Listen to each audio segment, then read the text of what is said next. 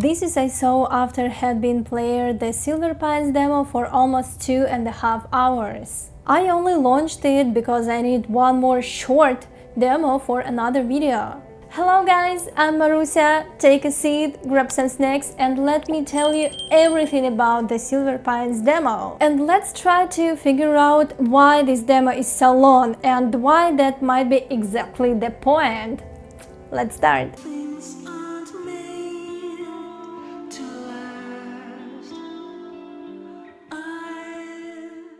You play as Red Walker, a private investigator who wakes up in a diner. He came to Silver Pines to look for Eddie Velvet, a missing musician. But the town is almost abandoned. People have been evacuated because a big storm is approaching. The atmosphere immediately reminds me of a mix of Twin Peaks, The X-Files, Silent Hill, and a little bit of Resident Evil. The game describes itself as a survival horror Metroidvania. Personally though, I experienced it more as a classic survival horror game with backtracking. You see connected spaces, locked doors, and routes that only make sense after you find the right tool or key or whatever else the game is hiding from you. At first, a locked door is just a locked door, right?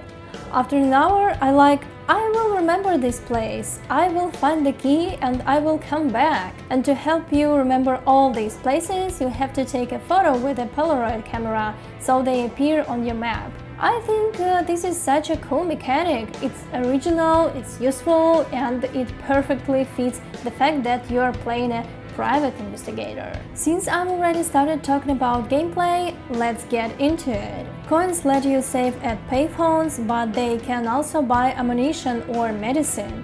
So every save costs you something more than a coin. It costs you another option.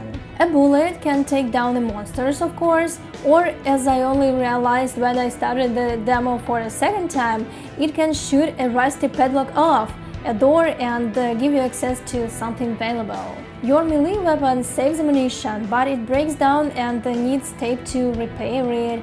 Inventory space is limited, so even finding a useful item creates another decision. Just as it should be in a good survival horror game, you know? Even reloading the gun becomes a small challenge. In most games you press reload and that's it, right? Here, you have to hit a small QTE window. For a few seconds, all your attention is on this tiny indicator, while something ugly is walking directly to you. And here are a few more details I really liked. Here, we drink coffee, which immediately felt like a little nod to Alan Wake. Then, in-world TV show appears, and my brain went straight to Night Springs. Lands. Dark clouds at his heels with darker motives still. Who is he? What's his mission? Who or what is he chasing? See the exhilarating new show tonight at 9. You can mix herbs almost like in Resident Evil. The map has that lonely Silent Hill atmosphere, and even the knife eventually becomes more than a weapon. It lets you cut through doors that were inaccessible before. None of these ideas is completely new on its own, right? And Silver Pines doesn't exactly hide its inspiration. But the details fit together so naturally that the town still feels like its own place. This is why a 20-minute version of the demo wouldn't make sense. In 20 minutes you could see the art style, meet a monster and solve a puzzle, right? You would understand what kind of game this is, but you wouldn't understand its rhythm. Every time I thought the demo was about to finish, it opened another door and changed the meaning of something I had already seen. But the demo is long enough that gives every weakness time to become visible. Most of my problems are with the combat. At the beginning, when you have nothing or only a knife, it isn't very clear how you are supposed to dodge. I did dodge sometimes, but I never completely understood what I had done or how the mechanic was supposed to work. In general, movement and actions can feel clumsy and slow. When there are no enemies around, that's fine, but during a fight, if I want to escape into another room, for example, it sometimes feels like I'm fighting the controls just to reach the exit before character takes damage. Opening the inventory doesn't pause the game either, so when an enemy is already close, I genuinely don't know how I'm supposed to find the medicine and the healing time. Yes, there is a quick access menu, but even then, the actions still feel a little too slow. And honestly, this is exactly what a demo should reveal. The developers explained that the lack of pause is intentional. They want every action to happen in real time because they believe pausing would kill the tension itself. I understand the idea, but still. So I don't think the whole combat system needs to be replaced. The foundation is good already. It just needs more tuning, you know. So, can the demo be too enormous?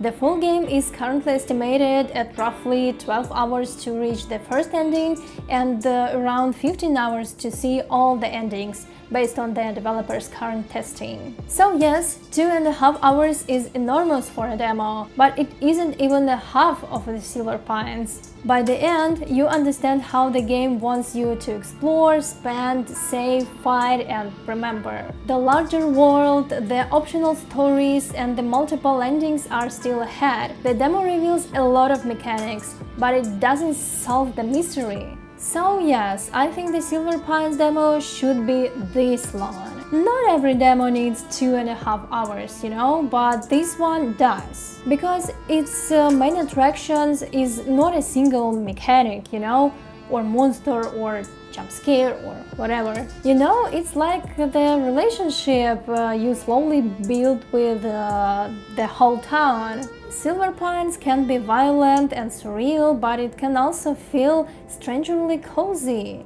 It gives you a chance to watch the rain and wonder whether this town is dangerous, imaginary, or somehow both. And I like that. I will definitely buy the full game when it releases on October the 8th. Honestly, that's the perfect time of the year for games like that. Would you spend 2.5 hours on a demo? Let me know in the comments. Thank you so much for watching till the end, guys! So, if you like the video, please leave a like and subscribe. It really helps the channel grow, and I hope more people can find this video. So, see you very soon! Bye!